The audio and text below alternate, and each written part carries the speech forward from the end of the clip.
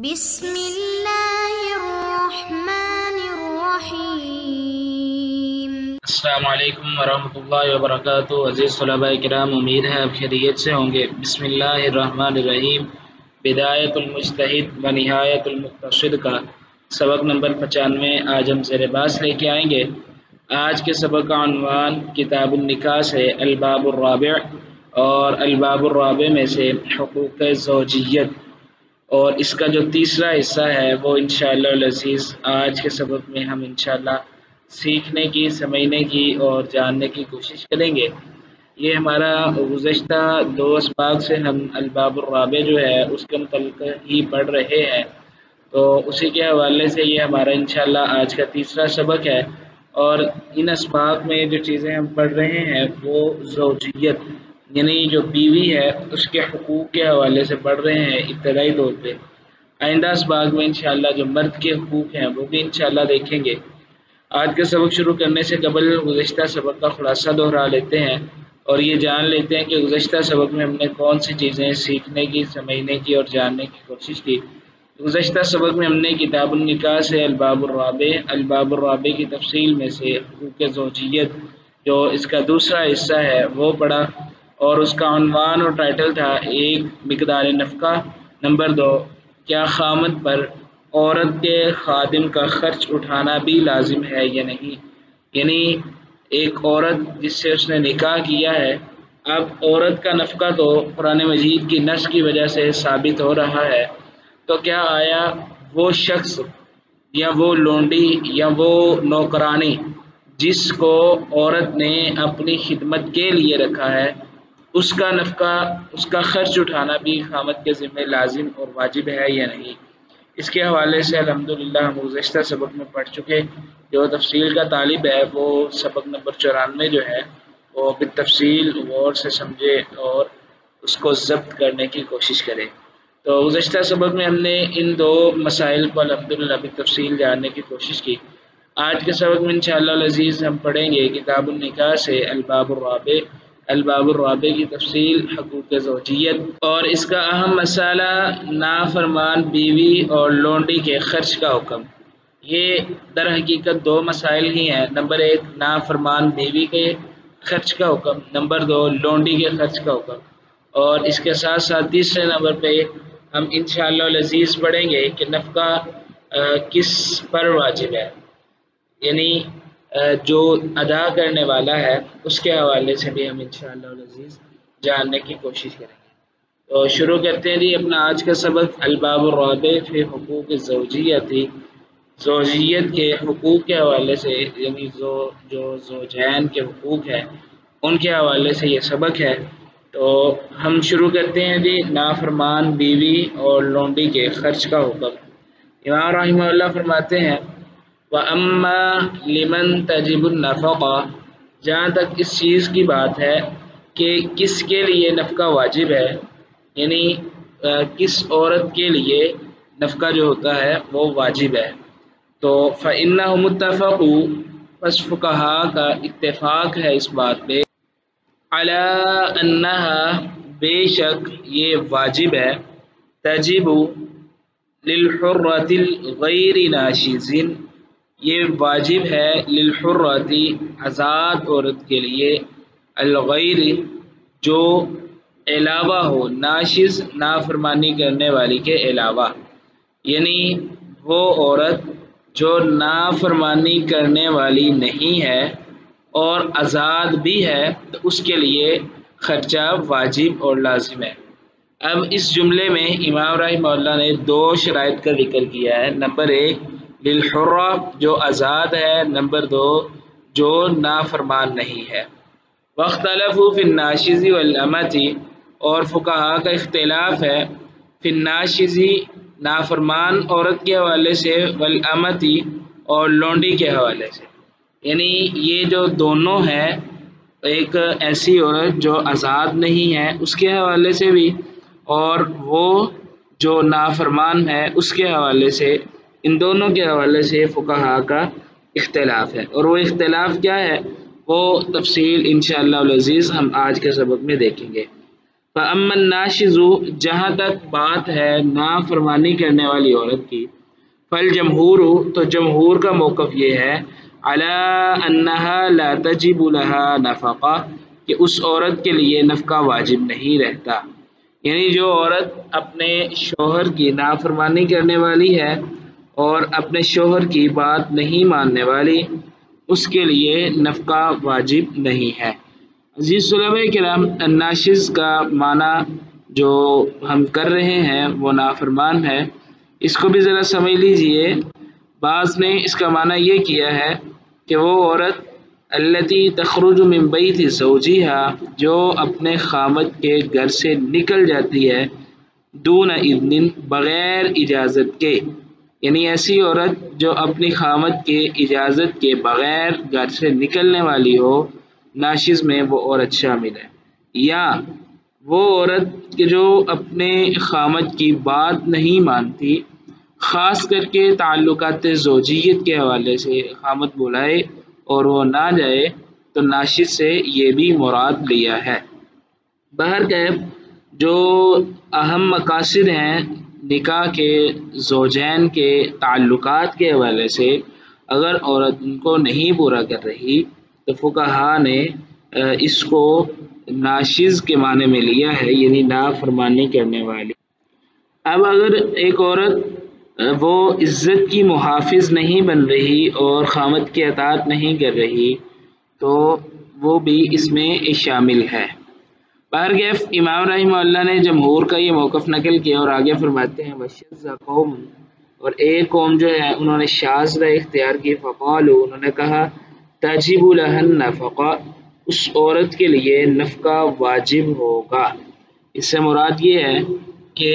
جمہور کے مقابلے میں جنہوں نے اپنی رائے پیش کی ان کو امام رحمہ اللہ نے شذ قوم کے ساتھ شاذ رائے ان کی قرار دی اور ساتھ کہا کہ ان کا رائے، ان کی موقف اور ان کا مسلک یہ ہے کہ وہ نفقہ واجب قرار دیتے ہیں۔ آگے سبب اختلاف میں ہم اس کی وضاحت بھی دیکھ لیتے ہیں۔ سبب الخلاف اور جو سبب اختلاف ہے، جو اختلاف کا سبب ہے وہ یہ ہے کہ معارضۃ العموم للمفہوم، معارضۃ العمومی جو عمومی حکم ہے وہ معارض ہے للمفہومی مفہوم کے، وذالک اور یہ ان عموم قولہ صلی اللہ علیہ وسلم اللہ کے نبی صلی اللہ علیہ والسلام جو ان کے قول کا عموم ہے اور وہ بات کا تقاضا کرتا ہے کہ عورت کو نفقہ ملے، اور اللہ کے نبی صلی اللہ علیہ وسلم کا جو قول ہے جس کے مفہوم کو، جس کے عموم کو یہاں بطور دلیل پیش کیا گیا وہ یہ ہے وَلَهُنَّ عَلَيْكُمْ اور ان عورتوں کے لیے تمہارے ذمہ یہ ہے رزقهن وکسوتهن بالمعروف ان کے کھانے کا جو اہتمام ہے وہ اور پہننے کا جو اہتمام ہے وہ بالمعروف اچھے طریقے سے۔ یقتضی یہ اس بات کا تقاضا کرتا ہے کہ ان الناشز وغیر الناشز فی ذلک سواء کہ اس معاملے میں نافرمان اور نافرمانی جو نہیں کرتے ہوئے ناشز اور غیر ناشز دونوں اس حکم میں برابر ہیں، کیونکہ اللہ کے نبی صلی اللہ علیہ وسلم نے جو ارشاد فرمایا ہے وہ عموم پہ دلالت کر رہا ہے لَهُنَّ عَلَيْكُمْ رِزْقُهُنَّ وَكِسْوَتُهُنَّ والمفہوم اور جو اس عموم کے مقابلے میں مفہوم ہے جو آپس میں ٹکرا رہے ہیں، جو تعارض ہے جن میں، وہ یہ ہے کہ ان النفقہ ہی فی مقابلۃ الاستمتاع جو نفقہ انسان دیتا ہے نا وہ مقابلۃ الاستمتاع یعنی جو اس سے فائدہ حاصل کر رہا ہے وہ اس کے بدلے میں اس کے عوض میں دے رہا ہے۔ یعنی مثال کے طور پہ ایک شخص نے نکاح کیا، حق مہر ادا کیا، اس عورت کو اپنی عزت بنا کے اپنے گھر لے آیا، اب وہ فطری تقاضوں کے مطابق اللہ تعالیٰ کے احکامات اور حدود کے اندر رہتے ہوئے اپنی ضروریات کو عورت کے ذریعے پورا کرتا ہے، تو یہ جو فائدہ حاصل کرنا ہے اس کے بدلے میں وہ عورت کو نفقہ اور سکنا یعنی رزقهن وکسوتهن یہ اس استمتاع کے بدلے میں عورت کو فراہم کر رہا ہے۔ تو جو مفہوم ہے وہاں سے یہ سمجھ آ رہی ہے کہ وہ رزق اور جو کھانا پینا اور جو کپڑے کے معاملات ہیں وہ استمتاع کے بدلے میں ہے. تو ہی فی مقابلۃ الاستمتاع، یہ استمتاع کے بدلے میں ہے. یوجب، جو واجب کرتے ہیں کہ اللہ نفقۃ للناشز، چونکہ یہ جو خرچہ دیا جا رہا ہے یہ استمتاع کے بدلے میں ہے، اور جب عورت نافرمانی کرتی ہے، ضروریات کو پورا نہیں کرتی، اور مرد کی اور خاوند کی جو ضروریات ہیں ان کو نظر انداز کر دیتی ہے، بات نہیں مانتی، تو پھر استمتاع جو ہے وہ ختم ہو گیا. اور جب استمتاع ختم ہوا تو پھر یہ بات واجب کرتی ہے کہ اللہ نفقۃ للناشز، پھر اس وقت نافرمان عورت کے لیے کوئی نفقہ نہیں ہوگا. آگے بات ہے جی ہمارے دوسرے مسئلے کی، اور وہ ہے لونڈی کے خرچ کا حکم. اما الامۃ، جہاں تک لونڈی کی بات ہے، فاختلف فیہا اصحاب مالک، تو اس میں اصحاب مالک جو ہیں ان کا اختلاف ہے، یعنی مالکیہ کا اختلاف کثیرا، تھوڑا بہت اختلاف بھی نہیں ہے، بہت زیادہ اختلاف کثیر ہے. وقیل، بعض نے کہا ہے لہا نفقۃ کالحرہ، اس لونڈی کے لیے بھی ایسے ہی خرچہ ہے جیسے ایک آزاد عورت کے لیے خرچہ ہوتا ہے. وہو المشہور، اور یہی مشہور مسلک اور موقف ہے. وقیل، اور یہ بھی کہا گیا کہ لا نفقۃ لہا، اس عورت کے لیے یعنی جو لونڈی ہے اگر اس کا نکاح ہو چکا ہے تو پھر اس عورت کے لیے کوئی خرچہ نہیں ہے، لا نفقۃ لہا. وقیل ایضا، اور اسی طرح ایک قول یہ بھی ہے، ان کانت، پس اگر وہ عورت وہ لونڈی، تاتی ہی، وہ لونڈی آتی ہو، ہی اس مرد کے پاس، یہ تاتی کے ساتھ جو ضمیر ہے یہ مرد کی طرف لوٹ رہی ہے. اگر وہ لونڈی خود مرد کے پاس آ رہی ہے یعنی اس کے گھر میں آ رہی ہے تو فلح النفقہ، پھر اس لونڈی کے لیے نفقہ ہوگا. وَإِن كَانَ، اور اگر یہ مرد یاتیہا، یہ اس کے پاس جاتا ہے تو فلا نفقۃ لہا، پھر اس کے لیے نفقہ نہیں ہوگا. اب اس سے کیا مراد ہے جی؟ اس سے مراد یہ ہے کہ جس سے ایک مرد کا نکاح ہوا وہ لونڈی ہے اور وہ اپنے مالک کی حکم کے مطابق اس کے گھر میں ہے جہاں اس نے رکھا ہوا ہے، یعنی اس کی رہائش جہاں مالک کی طرف سے دی گئی وہ وہاں پہ رہ رہی ہے، اور یہ خامد جو ہے یہ اس کے پاس جاتا ہے. تو فقہا مالکیہ جو ہیں ان کی رائے یہ ہے کہ اگر مرد اس کے پاس جاتا ہے تو فلا نفقۃ لہا، پھر اس عورت کے لیے نفقہ نہیں ہوگا. وقیل لہا، اور کہا گیا ہے کہ لہن نفقہ، اس عورت کے لیے نفقہ ہوگا، فی الوقت الذی، اس وقت، تأتیہ، جب وہ اپنے خامد کے پاس آئے. وقیل، اور یہ بھی کہا گیا ان کان الزوج حرا، اگر خامد جو ہے وہ آزاد ہو، فعلیہ النفقہ، تو پھر اس پہ اوپر اس لونڈی کا نفقہ اور خرچ وغیرہ لازم ہے. وَإِن كَانَ عَبْدًا، اور اگر وہ غلام ہے، فلا نفقۃ علیہ، تو پھر اس وقت اس مرد پہ اس لونڈی کا کوئی خرچہ نہیں ہوگا. وسبب اختلافہم، اور جو سبب اختلاف ہے اس مسئلے میں وہ یہ ہے کہ معارضۃ العموم للقیاس،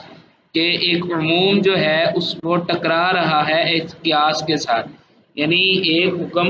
عموم سے ثابت ہو رہا ہے اور ثابت ہونے والا جو حکم ہے وہ قیاس کے ساتھ ٹکرا رہا ہے. تو اس کے حوالے سے جو فقہا کی آراء ہے وہ مختلف ہونے کی وجہ سے، طرز استدلال کا مختلف ہونے کی وجہ سے جو آراء آئی تو یہی سبب اختلاف ہے کہ طرز استدلال مختلف ہے، بعض نے قیاس کیا اور بعض نے عموم کو لیا. بذالک، اور وہ یہ ہے کہ ان العموم، بے شک عموم، یقتضی، وہ تقاضا کرتا ہے، لہا، اس عورت کے لیے، وجوب النفقہ، کہ اس کے لیے نفقہ جو ہے وہ واجب ہو. یعنی مفہوم جو ہے وہ اس چیز کے اوپر دلالت کرتا ہے کہ عورت کے لیے نفقہ ہونا چاہیے. کس چیز کا مفہوم جی؟ مفہوم اسی بات کا کہ اللہ کے نبی صلی اللہ علیہ وسلم اور اللہ رب العزت نے آیات اور احادیث میں جو بیان کیا اس میں یہی ہے کہ عورت کا خرچ جو ہے وہ مرد کے ذمہ ہے. میں یہاں پہ صرف قرآن مجید کی ایک آیت اور ایک حدیث جو ہے نبی کریم صلی اللہ علیہ وآلہ وسلم کی کوٹ کر دیتا ہوں۔ آیت سورۃ البقرہ کی ہے۔ اللہ رب العزت فرماتے ہیں اعوذ باللہ من الشیطان الرجیم وعلی المولود له رزقهن وکسوتهن بالمعروف۔ اسی طرح اللہ کے نبی صلی اللہ علیہ وسلم کی حدیث ہے جو اللہ کے نبی صلی اللہ علیہ وسلم نے سیدہ ہند رضی اللہ عنہا سے کہا تھا کہ خودی ما یکفیک وولدک بالمعروف۔ اور اسی طرح جو آج کے ہمارے سبق کا حصہ بھی ہے جو ابھی ہم نے پہلے پڑھی روایت کہ وَلَهُنَّ عَلَيْكُمْ رِزْقُهُنَّ وَكِسْوَتُهُنَّ بِالْمَعْرُوف۔ ابھی یہ جو میں نے آیات کوٹ کی اور حدیث جو ہے یہ کوٹ کی ہیں، اب ان آیت کا اور اس حدیث کا یہ دونوں اس چیز پہ دلالت کرتی ہیں کہ اس عورت کے لیے بھی نفقہ اور سکنا وغیرہ جو ہے یعنی نفقے کا جو حکم ہے وہ تو لازماً ہوگا اگر چاہے وہ لونڈی ہی کیوں نہ ہو، کیونکہ آیات میں اور احادیث میں اللہ رب العزت نے ہر عورت کے لیے جس کے ساتھ نکاح کیا جائے اس کے خرچ کا ذمہ جو ہے وہ مرد کو دیا ہے۔ اب اگرچہ وہ لونڈی ہے لیکن پھر بھی اس کو نفقہ جو ہے وہ ملے گا، یہ عموم ہے اور اس کا ٹکراؤ ہو رہا ہے قیاس کے ساتھ، بلقیاس یقتضی، اور قیاس جو ہے وہ تقاضا کرتا ہے کہ اللہ نفقۃ لہا، اس کا لیے کوئی نفقہ نہیں ہے اس مرد کے ذمہ، یعنی الا علی سیدہ الذی، کہ اس کے اوپر یعنی خرچ کرنے کے لیے جو واجب ہے، نفقہ دینا جو واجب ہے وہ کسی کے لیے بھی لازم اور ضروری نہیں ہے سوائے اس کے کہ علی سیدہ الذی، اس کے اس مالک پہ کہ یستخدمھا، جس مالک کی وہ خدمت کرتی ہے۔ یعنی اس لائن کا مطلب یہ ہے کہ اس شخص پہ یا کسی اور پہ نفقہ واجب نہیں ہوگا، اس عورت کو نفقہ ادا کرنا یہ اس کے ذمے ہے جو اس کا مالک ہے اور اس سے خدمت کروا رہا ہے۔ وَتَكُونُ النَّفَقَةُ بَيْنَهُمَا، اور ایک رائے جو ہے قیاس کے ذریعے وہ یہ بھی ہے کہ نفقہ ان دونوں کے درمیان ہو جائے، لِأَنَّ كُلَّ وَاحِدٍ مِّنْهُمَا، کیونکہ ان دونوں میں سے ہر ایک یعنی خامد بھی اور اس کا مالک بھی ہر ایک ينتفع بها ضربا من الانتفاع، ان دونوں میں سے ہر ایک اس عورت سے لونڈی سے نفع حاصل کر رہا ہے، ضربا من الانتفاع، ضربا ایک قسم کے اعتبار سے، من الانتفاع فائدہ حاصل کرنا۔ عزیز طلباء کرام، اس کو اب مزید سمجھ لیجیے اور واضح کر لیجیے۔ عموم جو ہے اس کے حوالے سے آیات ہے اور قیاس یہ ہے کہ عورت جس کی خدمت کرے وہی نفقہ وغیرہ اور وہی اس کو رہائش اور اس کے لیے جو اخراجات کا بندوبست ہے وہی کرے۔ اگر تو وہ اپنے مالک کے پاس رہ رہی ہے اور اس کی ساتھ خدمت کرتی ہے تو پھر خامد کے ذمہ نفقہ دینا نہیں ہے، اور اگر وہ دونوں اس سے فائدہ حاصل کر رہے ہیں یعنی خامد بھی اور مالک بھی جو اس کا مالک ہے لونڈی کا وہ بھی خدمت کروا رہا ہے، تو پھر ان دونوں کے درمیان نفقہ آدھا آدھا ہو جائے گا، آدھا خرچ مالک اٹھائے اور آدھا جو ہے وہ اس کا شوہر اور خامد جو ہے وہ اٹھائے۔ وَلِذَلِكَ قَالَ قَوْمٌ، اسی وجہ سے ایک قوم نے کہا ہے کہ علیہ النفقہ، اس بندے پہ اس عورت کا نفقہ ہوگا، فی الیوم الذی، اس دن کا، تأتیہ، جس دن یہ عورت اپنے شوہر کے پاس آتی ہے۔ وقال ابن حبیب، اور ابن حبیب رحمہ اللہ جو ہے وہ کہتے ہیں یحکم، فیصلہ کیا جائے، علی مولی الامۃ المزوجۃ، اس لونڈی کے بارے میں، المزوجہ جس کی شادی کی گئی ہے، کہ ان تأتی زوجہا فی کل 4 ایام، کہ وہ اپنے خامد کے پاس ضرور آئے، فی کل 4 ایام، ہر 4 دنوں میں۔ تو یہ ابن حبیب رحمہ اللہ کا موقف ہے۔ تو یہ ہے جن نفقے کے حوالے سے مفہوم اور قیاس کی بحث۔ اگلا مسئلہ جو ہم نے پڑھنا ہے وہ یہ ہے کہ وَأَمَّا عَلَى مَنْ تَجِبُ، یہ نفقہ کس پر واجب ہے؟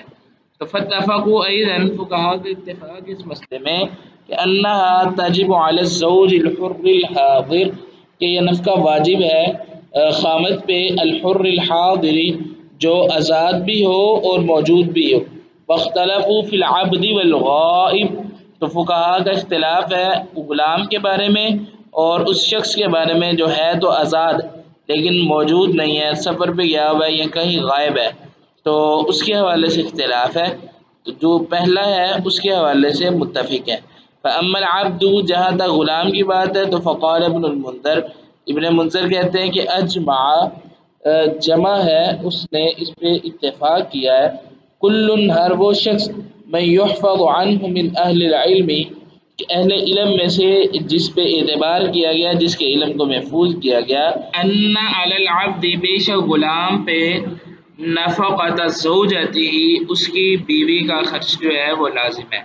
وقال ابو المصعب، جو ابو المصعب رحمہ اللہ ہے اصحاب مالکیہ میں سے، انہوں نے کہا ہے کہ لا نفقۃ علیہ، غلام پہ کوئی خرچہ نہیں ہے. وسبب الخلاف، جو سبب اختلاف ہے وہ یہی ہے کہ معارضۃ العموم لکون العبد محجورا علیہ فی مالی، معارضۃ العموم، عموم ٹکرا رہا ہے اس سے کہ لکون العبد محجورا، کیونکہ غلام جو ہے وہ محجور ہے، اس کو اپنے مال میں تصرف کی اجازت نہیں ہے. تو اما الغائب، جہاں تک غائب کی بات ہے، فالجمہور، تو جمہور کے نزدیک یہ ہے کہ اعلیٰ وجوب النفقہ علیہ، کہ وہ نفقہ جو ہے وہ ادا کرے گا. وقال ابو حنیفہ رحمہ اللہ، امام ابو حنیفہ رحمہ اللہ کی رائے کی ہے اس مسئلے میں کہ لا تجب الا بایجاب سلطان، نہیں ہے واجب بایجاب سلطان، مگر سلطان کی اجازت سے. وانما اختلفوا، اور فقہا کا اختلاف ہے، فی من، اس میں، کہ القول قولہ، کہ بات اسی کی بات ہے. تو اذا اختلفوا فی الاتفاق، جب وہ مختلف ہیں اتفاق کے حوالے سے، تو وسیاتی ذلک فی کتاب الاحکام انشاءاللہ، اس کی جو مزید بحث ہے وہ انشاءاللہ ہم کتاب الاحکام میں دیکھیں گے اگر اللہ نے چاہا تو. عزیز طلباء کرام، اب ہم اپنے آج کے سبق کا خلاصہ دیکھ لیتے ہیں. آج کے سبق میں ہم نے کتاب النکاح سے الباب الرابع کی تفصیل سے حقوق زوجیت، اور اس میں 3 مسائل اہم جو ہیں وہ جاننے کی کوشش کی. نمبر 1 نافرمان بیوی کے خرچ کا حکم، نمبر 2 لونڈی کے خرچ کا حکم، اور نمبر 3 پہ ہے کہ نفقہ کس پر واجب ہے. اب انشاءاللہ العزیز اگلے سبق میں ہم کتاب النکاح سے الباب الرابع اور اس کی تفصیل میں سے حقوق زوجیت، اور اس میں جو مسئلہ پڑھیں گے وہ یہ ہوگا کہ ایک سے زائد بیویاں ہونے کی صورت میں باری مقرر کرنا، یہ بھی زوجین کے حقوق میں سے ہے. یہ انشاءاللہ العزیز ہم آئندہ سبق میں سمجھنے کی اور سیکھنے کی اور جاننے کی کوشش کریں گے، اور اس کے ساتھ ساتھ مرد کے حقوق جو بیوی کے ذمے ہیں اس کو بھی سمجھنے کی کوشش کریں گے. اگلے سبق سے پہلے آپ یہ سوال حل کریں. سوال یہ ہے، کیا خامد پر عورت کے خادم کا خرچ اٹھانا جائز اور درست ہے یا نہیں؟ اس کے حوالے سے جو فقہا کی راہ ہیں ان کو جمع کر کے ضبط کرنے کی کوشش کریں. تب تک کے لیے اللہ حافظ، اپنا خیال رکھیے گا.